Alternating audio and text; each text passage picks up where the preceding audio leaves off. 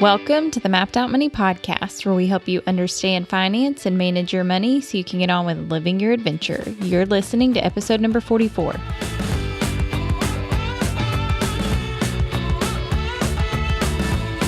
And today's episode is sponsored by the Mapped Out Money resources page.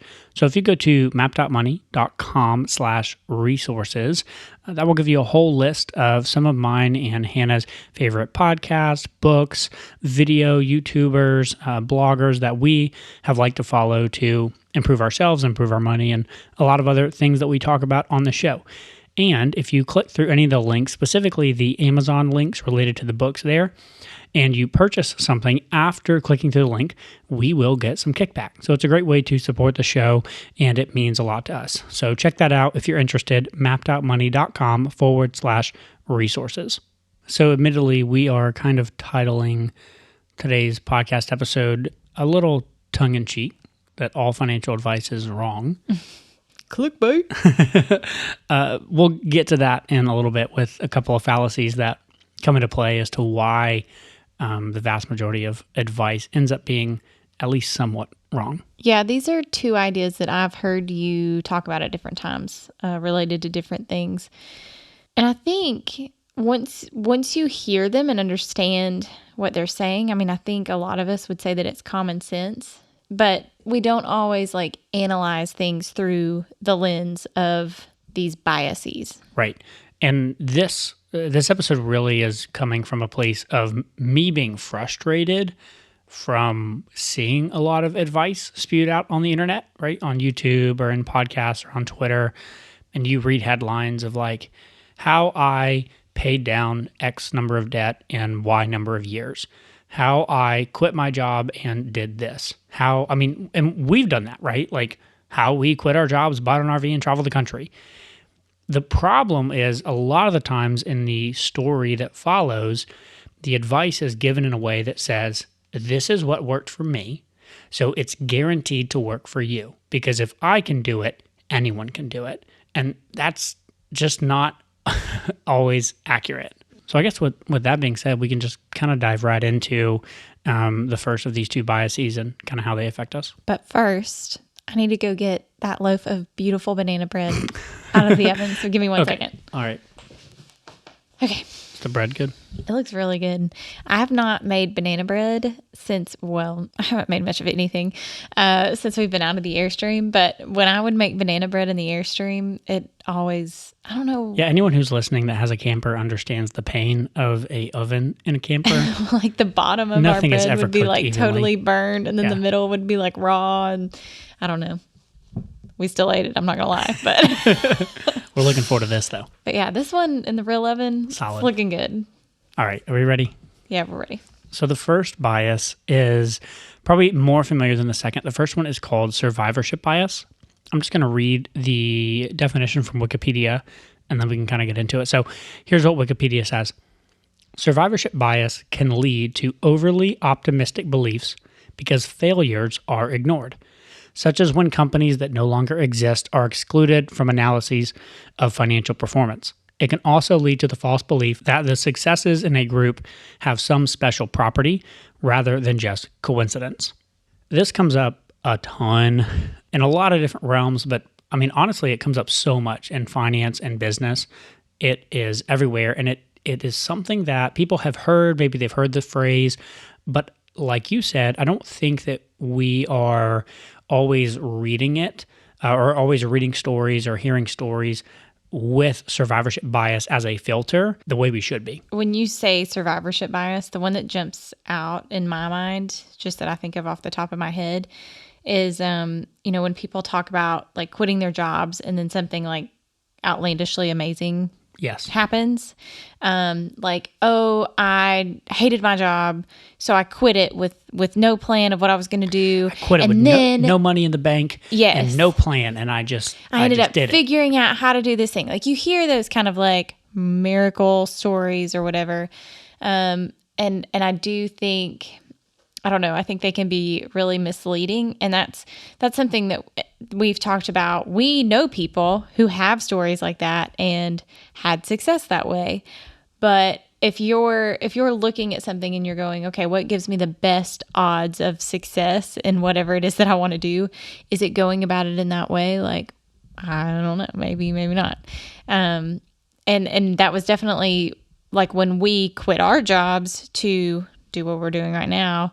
It definitely wasn't a spur of the moment without a plan. And it was like one little small baby step at a time. And if that works, then we took one more little baby step. And if that works, then we took one more. And if it didn't work, then we took a step back. It wasn't a big giant leap like that. Yeah, I think you see that a lot these days, especially with the internet and sort of online businesses.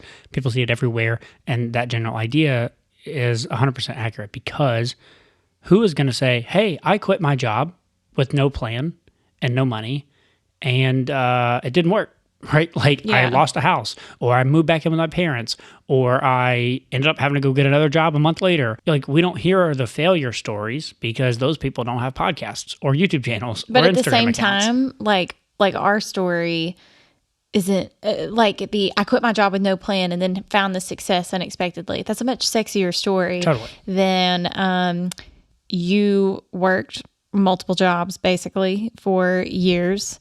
We saved up money. You left your job. I took a full-time job. Then we did that for a while. And then eventually, as things were growing and becoming more stable, then I stepped away from my job. But we both had these degrees to fall back on, and, whatever. Yeah. Like, that's not that sexy. It doesn't fit quite as nicely in a in a headline. A couple quits jobs with 3 backup plans, like years worth of savings. After 4.5 years of hard work. Yeah. Yeah. But survivorship bias comes into play in a lot of other areas too, like the debt paydown stories, right? You hear these debt paydown stories and, oh my gosh, they paid off so much debt in only 2 years. That's crazy. But what about all the people who have really tried very hard to pay down their debt? Not just, have been lazy about it or whatever, but have legitimately been trying to pay down debt, and it's still taking them 10 years, right? Totally. Going back to the sexy headline, we're not going to see a headline that's like, a woman pays off $100,000 of student loans in 22 years. Right. Like, we're not going to have a headline like that. And the other thing I remember in particular, this was a couple years ago. Do you remember this? We were looking at one of those debt payoff stories, and I can't remember if you knew the person.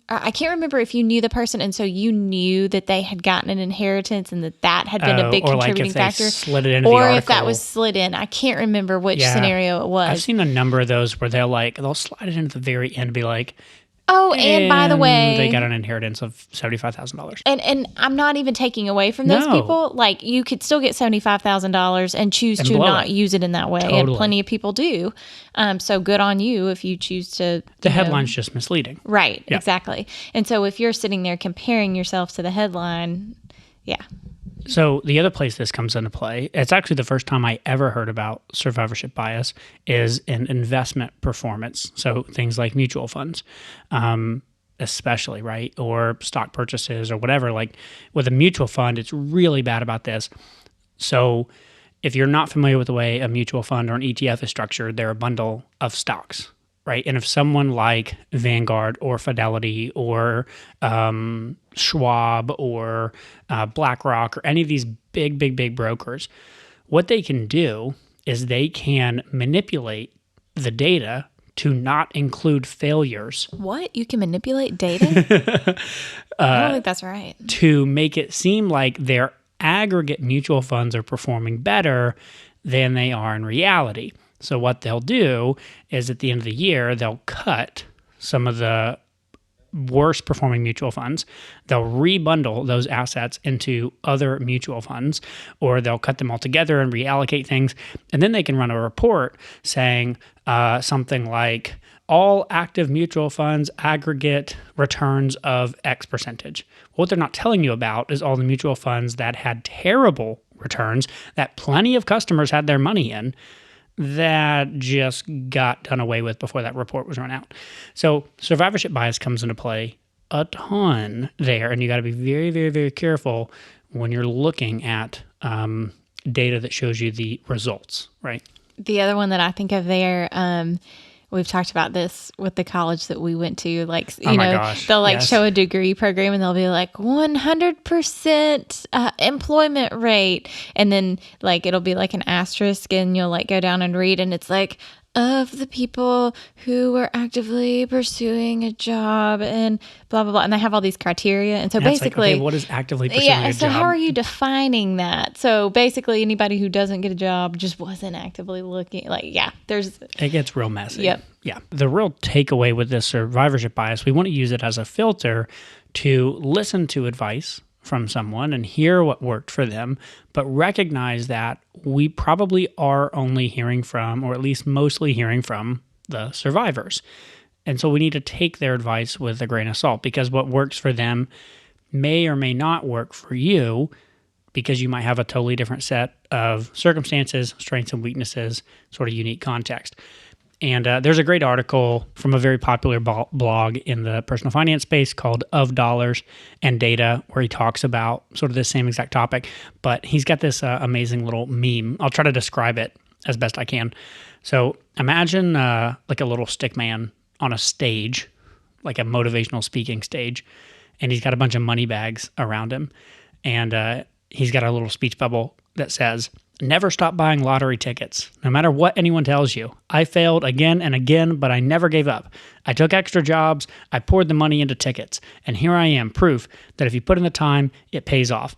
And then underneath it says, "Every inspirational speech by someone successful should have to start with a disclaimer about survivorship bias." And I just thought that little cartoon was so on the nose and so perfect. It is good. Before we move on, the other thing that I was just sitting here thinking about is I also feel like you can't ignore, this isn't a real bias, I'm just making it up, but for lack of a better name, I'm going to call it the loser bias. So, or the crabs in a bucket bias, or if you're Mary Laura Philpott, the sloths on a waterbed bias. And so the same way that you can take, somebody who had success and they can spout off, like platitudes. This is your way to success because it was my way to success. I think you can also get people who had a bad experience with something, who tried something and failed, whatever, may have some things making them particularly bitter or frustrated or whatever about a certain situation or thing. And you can talk to those people and they can spew a lot of negativity at you, in the same way that like a survivorship bias person might spew a lot of positivity at you. Yeah, so I think that's a good point. So you got survivorship bias, and then you also have like the failure bias as well. Yep. And people being like, "Oh, you wanted to go do this thing? Cool. Let me tell you how I did that and it didn't work." And how it's totally not going to work for you either. It's not going to work for you either. Yeah. So no, I think that's great. I think maybe the takeaway then is you use both of these to inform or as filters, right? When you're listening to advice, to recognize that you, and even for our podcast, y'all, like we shouldn't be the only personal finance podcast that you're listening to. You should be trying to listen to a wide array of folks and a wide variety of what is working for different people, and then cobble together sort of your own formula that works for your unique situation. I mean, everything that we talk about is cobbled together from like a million other people that we like to listen to. Yes. Of course, there's tried and true messages, and there's, things that definitely work. And we'll talk more about that here in a few minutes with trying to give you something tangible that you can walk away with. But at the end of the day, recognize that we can only give you advice or thoughts based on our own experience and based on the experience of clients that we've worked with. And that may or may not perfectly apply to your unique situation. And so you should filter that through these two biases that we've talked about so far. Well, we haven't talked about the second one yet. Yeah, the survivorship and the failure. Yeah, that's right. So now we're going to have two. Like we're going to have three. Yeah. I know I messed up our count. Okay. Anyways, well, do you want to talk about the actual other fallacy that you have listed here? So the second/now third fallacy that we're talking about is called the post hoc fallacy. I'll read the intro from Wikipedia as well. The post hoc is a particularly tempting error because correlation appears to suggest causality. The fallacy lies in a conclusion based solely on the order of events rather than taking into account other factors potentially responsible for the result that might rule out the connection. A simple example is the rooster crows immediately before sunrise. Therefore, the rooster causes the sun to rise. Obviously, that's ridiculous. But the point we're trying to take away here is that when you're listening to an expert, quote unquote expert, who is going to tell you how they became successful in whatever area it is, they're going to explain the detailed steps. Recognize that they might be remembering it incorrectly. And in their own mind, they might be correlating things that, yes, did happen, but didn't actually contribute to the success that they experienced. Yeah, they may be attributing causation where there's really only correlation. Yes. So there's this great quote or passage from this book called More Money Than God, and it talks about this as applied to tennis, which I thought was really interesting. It says, the lesson is that genius does not always understand itself. A lesson, incidentally, that is not confined to finance. Quote, out of all the research that we've done with top tennis players, we haven't found a single player who is consistent in knowing and explaining exactly what he does. The legendary tennis coach, Vic Braden, once complained, they give different answers at different times, or they have answers that simply are not meaningful. I thought this was really interesting because they go on to talk about a number of different players, even people like Roger Federer, who, if you ask them, like, okay, well, like when you swing or when you're doing a return or when you're hitting it with your backhand or when you're serving, like, what are you doing? And they'll describe these intricate details, like, well, I twist my wrist this way, and then I come under here, or I pull my underhand this way, or whatever.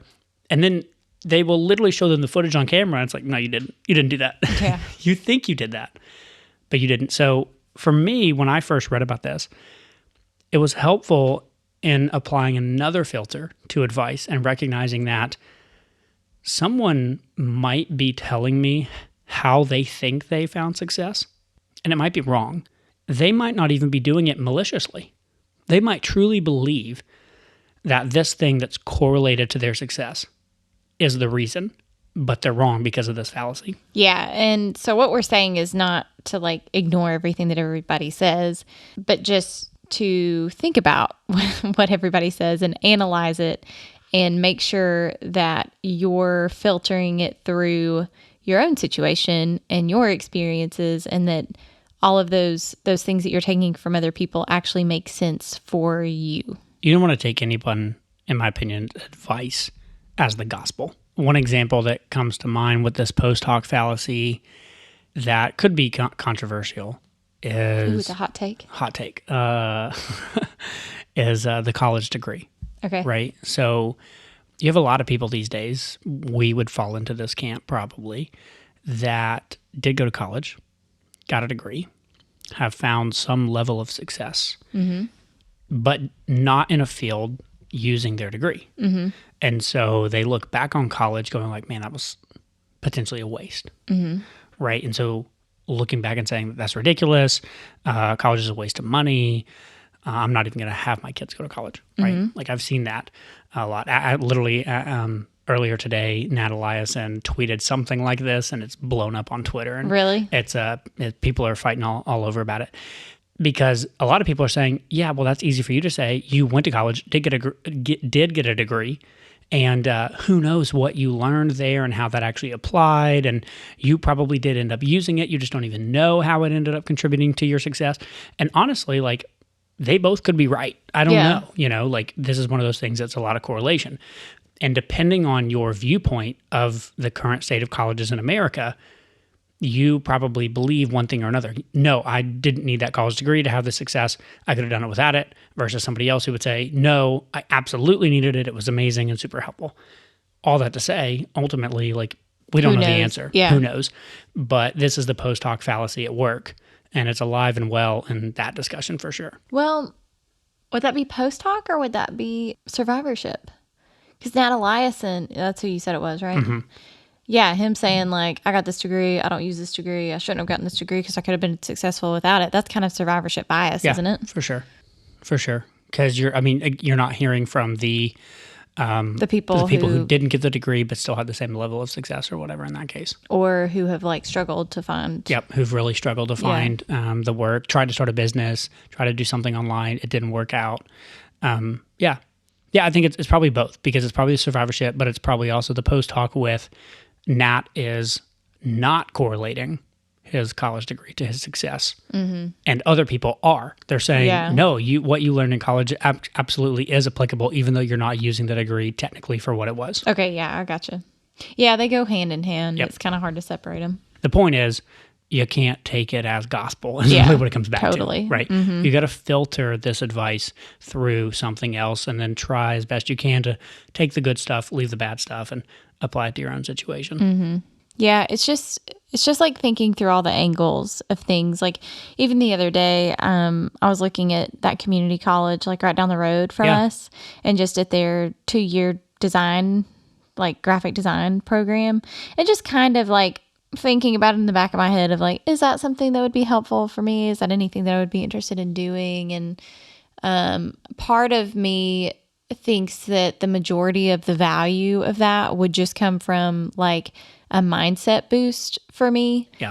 Yeah. Well, and again, going back to like listening to advice, you and I could probably sit here and cherry pick 5 designers who've been massively successful without design school. Totally. And then 5 designers who have been massively successful who did go to design school. Yeah. And who's to say which is the right path? Yeah, you can basically find examples to support like anything you want to do. Yep. Or don't want to do. Yep.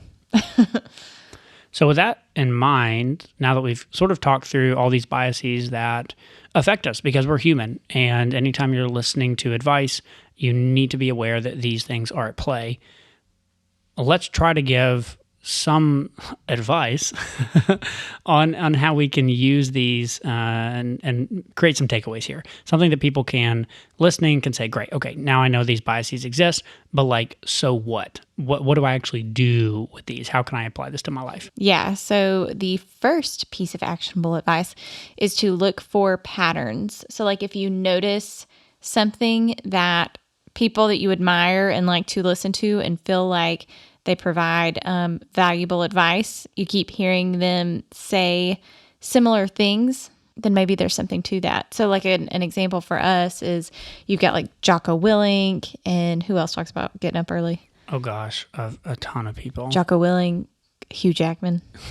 Yes. What further evidence do you need?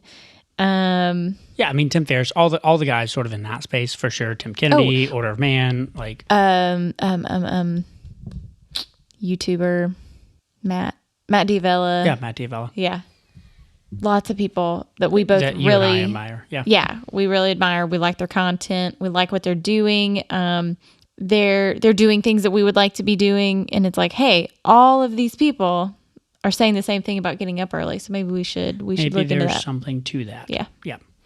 Yeah, another example is like sleep matters. This is one that I neglected for a long time in college. Actually, I went through that phase where I was like into the whole like, what if I can make my 30 body 30 minutes a night? Yeah, make my body go immediately into REM sleep to where I only need 4 hours a night. I'll sleep 30 minutes every 6 hours, and that'll be 4 hours a day. I'm not gonna lie, I was never tempted by any of that. I love sleep too much. I loved that idea. Right, that idea that I only needed 4 hours. But the overwhelming scientific research out there, as far as we know, says that sleep actually does matter, and you should probably get a good bit of it. So despite how hard you work and despite the need to work hard and whatever to be successful, yada, yada, yada, you still got to sleep. And a lot of people are saying that. Seems to be logical and sound. That's a pattern we're noticing. We should probably listen to that. That's research I can get behind. Another one, of course, in the world of finance is like budgeting. Now, sure, you can find a whole lot of people that talk about like, you don't need a budget, whatever. But obviously, we're big fans of budgeting. It's helped us immensely.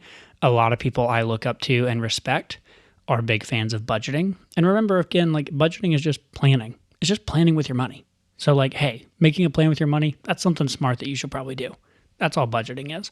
And if a whole bunch of people that you listen to or read or watch are saying that, maybe that's a pattern that you should take note of. That leads perfectly to the second tip actionable advice, whatever.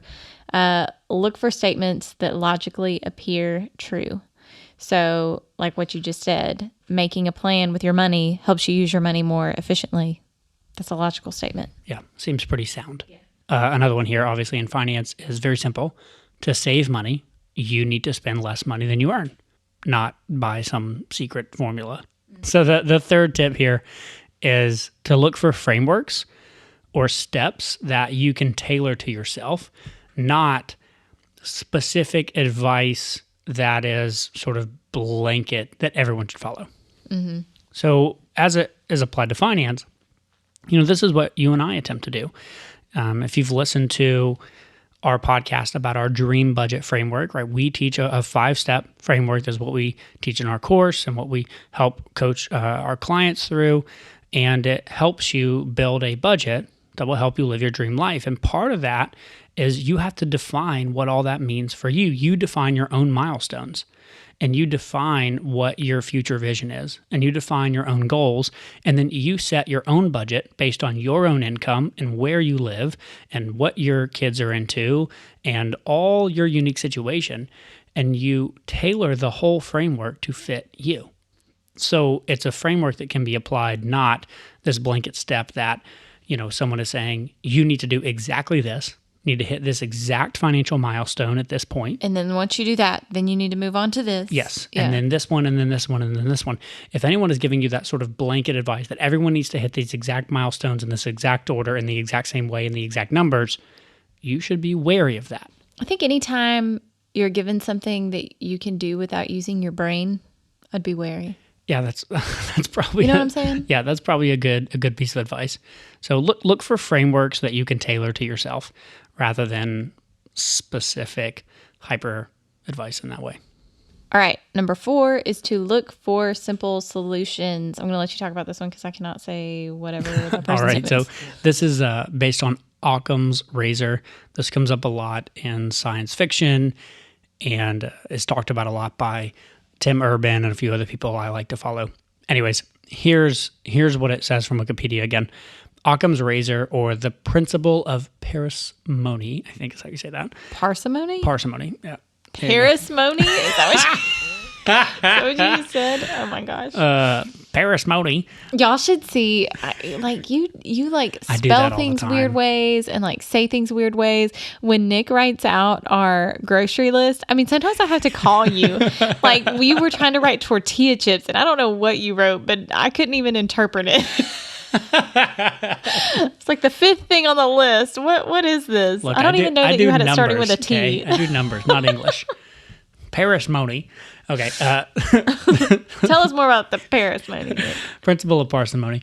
Here it is. It's the problem-solving principle that entities should not be multiplied without necessity, or more simply, the simplest explanation is usually the right one. Basically, avoid overly complicated advice. When given the option between this thing or this reason explaining why something happened and this other reason explaining why something happened, the simplest reason is more than likely the correct one. This comes into play a lot in the financial world. We've talked about this on the podcast before. There are lots of overly complicated financial products that are marketed in a way to try and quote unquote help you. And we're probably going to do a whole podcast on this down the road about financial incentives, but this comes up a ton. And anytime that you are hearing someone talk about some new, cool financial product that's going to help you save money and your eyes start glazing over and just rolling into the back of your head as they try to explain to you how this thing works, you should have a red flag going off in your head that this overly complicated solution is probably not the best. You should be looking for simple advice that is easy to understand and straightforward. That is most likely the best path to help you out. Yeah, I think nutrition stuff is a really easy place to see this too. If you have somebody telling you some super crazy diet that you just have to adhere to be healthy or whatever. And it's the only way. Yeah. And any nutrition advice that's crazy complicated. And I think that's why, like Michael Pollan was so popular, because he just boiled it down. Like, why have we way overcomplicated this so much? Like, eat food, not too much, mostly plants. That's his little like kind of tagline. And you read that and you're like, oh yeah, that does make sense. Oh yeah. Yeah. But I mean, you can so easily, it's like you get bogged down in all this complicated information to the point where your brain almost, or at least this is how I feel, like my brain almost isn't functioning fully. And I need somebody to like pull me out of it with like something simple, like Michael Pollan's little tagline, Yep. So speaking of getting overwhelmed, I think with different pieces of advice, that kind of leads perfectly into our fifth tip here, which is to not throw the baby out with the bathwater. This comes up a lot, especially when you find like a really charismatic advice giver, right? Expert. The person I'm thinking about, of course, is Gary Vaynerchuk, who I like a lot when it comes to his business advice and marketing advice and investing advice. But I obviously don't think that everything Gary believes or does is something that I should perfectly emulate. And a lot of people will hate on him because he's very charismatic. He's very in-your-face sort of personality. He cusses a whole lot in all of his videos. And that really turns a lot of people off. And so they just, I can't stand that guy, blah, blah, blah, blah, blah. He's terrible. I can't listen to him, whatever. Fine. But I think you're really missing out, because I think that he does bring a lot to the table in certain aspects. And you should be able to, parse through someone's advice and filter for, okay, yeah, I don't like that about them, or I don't necessarily want to follow this aspect of their life. But this thing over here that they're saying, there's some truth there. And I can learn a lot from that. So, we don't listen to one person for advice in every single area of our life. And instead, we try to listen to a wide variety of people and then make our own little cocktail that works for us. So take the good and leave the bad, but don't just throw the whole thing out. All right, we've made it to the sixth and final piece of actionable advice, and that is don't let your disadvantages or unique set of circumstances discourage you from trying altogether. Yeah, so this is really kind of the way we wanted to wrap up the episode, because I think it could be discouraging to listen to this whole episode of us saying, basically, you can't trust people's advice, because there's survivorship bias, there's failure bias, there's post hoc fallacy, there's all these things that are basically making it to where their advice is likely wrong to perfectly fit your situation. But it doesn't mean their advice is all bad, and it doesn't mean that you can't have some level of success. It doesn't mean you can't learn from them. And so we just wanted to encourage you to not give up, or not just decide not to try at all because you don't have the same set of circumstances or the same strengths as someone who has had success in something you're focused on. Yeah, this makes me think of my friend who, her name is conveniently Hannah as well, but she's awesome just she's in general. Hardcore. Oh my gosh, she's a beast. Okay. So she's a big like marathon runner, and with all of her kids, she's been like really dedicated to like exercise through her entire pregnancies and all this stuff. And I remember her telling me that she was getting some hate from some friends, I'll use that in air quotes, who had different life situations than her. And, some of them were working part-time. Some of them, I don't know what other circumstances they had, but they were like, well, I mean, of course you're staying fit during your pregnancy because like you don't have to commute to this job that I have to commute to, or you don't have to do this thing that I have to do. Or that was your first kid. You didn't have other kids to be taken care of, or. And Hannah just expressed her frustration, and she was like, it's still really hard for me to do these things too. And like, there are plenty of people who have a very similar situation to me, and they haven't chosen to use it to be able to exercise every day. Because, I mean, she went out and like ran/walked 5 miles a day or something like that. Like that was like the minimum of what she did. Like she acted like she was training for like the biggest athletic event of her life, like for her pregnancies, which, I mean, she was. It's an athletic event, for sure. And so it makes me think of that. And when I hear that story, I just think about those other women, and I'm like, that's just a sad mindset to be in. And we can all get there sometimes, like we can all get like bogged down and whatever and kind of have these like negative thoughts like that. And it's just not a productive way to think about things. So it puts down what that other person is doing, when in reality, regardless of what their situation is, they're still having to have the self-discipline to do whatever thing they're doing to improve whatever situation they're in. And you can't take away from that. And also, you're just discouraging yourself from doing anything. You're spending a lot of time and mental energy hating on someone else. Yeah. Rather than saying, oh, that's interesting. Okay, I can't run 5 miles every day, but I could go out and walk a mile. What can I learn from that? Yeah. Right? What can I apply to this? I mean, I could do that with our workouts, right? So, Matt Fraser is somebody that I love watching on YouTube. He's a big CrossFit Games athlete. He won the games like 5 years straight. Dude is incredibly fit. The guy is also like 5'8", I think, maybe 5'9", 210 pounds, solid, like just, short, stocky, broad beast of a dude. And he's got an Olympic weightlifting background, right? He weightlifted in the Olympics and then got into CrossFit Games. He is at a level of fitness that I will literally never be able to accomplish. I am not genetically built to be able to do the type of pull-ups and different movements that he can do. So could I watch him and be like, oh, well, I'll never be able to do that? Or say, well, of course he can do that. Of course he can do that because he's built like this. Tall and yeah. And while any of that might be true, who cares? What I can do is say, that's interesting.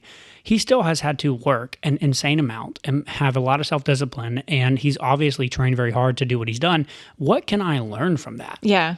What can I watch and hear, and what can I see that he's doing that I could take and I could apply to my situation and still see some real success over where I was with my fitness to where I could be? Yeah, Gabby Reese is my equivalent of that. Yes. Like 6 feet tall and volleyball player. This long, lanky, her legs are as high as your shoulders. I know. Yeah. Bummer. But the same thing is true with money, right? So you can listen to people who are giving you money advice and you could be super discouraged and say, well, of course they can do this because X. Okay, fine. That might be true. But that's simply not a very practical way to live your life. Instead, you should be saying, okay, well, I don't have that situation, but what can I learn from them? What can I apply? How can I make that fit my unique situation to see some level of improvement? That mindset will get you a whole lot further than the other. Absolutely. I like it.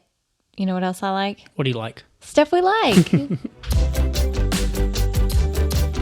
All right, so what are we liking right now, Hannah? We are liking it's not a board game. What did you call it? Abstract game? Abstract game. Abstract game. I like that. Called Hive.